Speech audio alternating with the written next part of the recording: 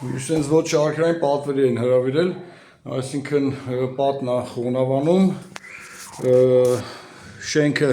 կից կառույց է հիմնական սովետական շենքի, ինչ աստեղ կատարվում։ Պատի մեջ ունենք խոնավություն, այսինքն մինչև 15 սանտիմ խորության վրա, որը կուտակային խոնավություն է։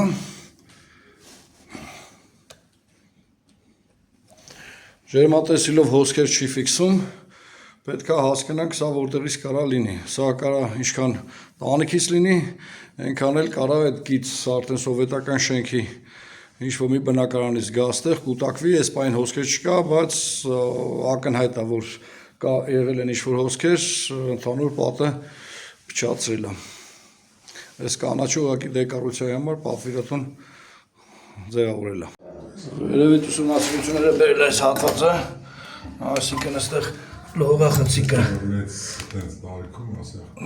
պատը գերխոնավ է, որովհետև կոնստրուկտիվ այս պադոնը այնպես է հավաքած, որ ջուրը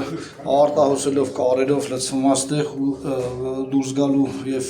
կուտակային է դառնում ջուրը, տարածքային այս հատվածում է ոնց որ ընկնում, հեսա տակից էլի շապուձև անենք, այսինքն թե ջերմատեսիլով թե խոնավաչափով ինքը գերխոնավ է, անգամ սալիկի գույնն է փոխվել, այսինքն այդ գերխոնավությունը տալի բարձրանում է վերև, հեսա տակից չափելով հասկանանք ճշգրիտ ընկնում այս հատվածը, աղբյուրը սա է։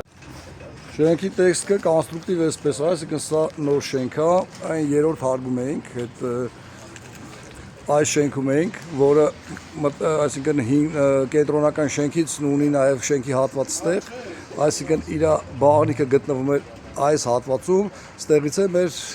ճաշասենյակը, հյուրասենյակներ, ոսքերը, հեսա հենց չափուձև անենք, հասկանանք տարածքային նույն հատվածում էր ընկնում այդ լողախցիկը։ Վերևը չափումներով լողախցիկը գտնվում էր կալունայից դեպի էսկում 3.30-ի վրա։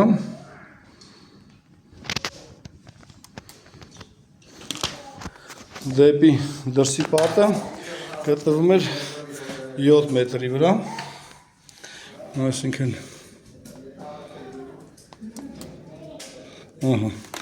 հանգերսոր